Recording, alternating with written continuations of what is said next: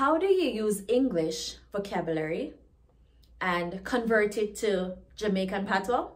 Change the ER of some of the ER ending words to A. For example, water becomes water. Sister, sister. Writer, writer. Paper, paper.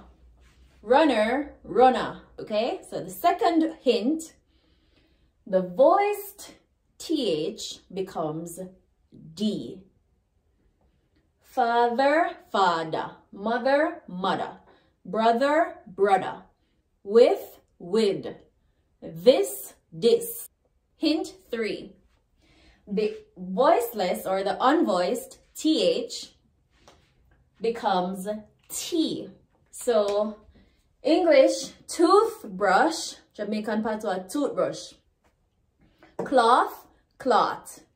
Path, path. Wreath, wreath.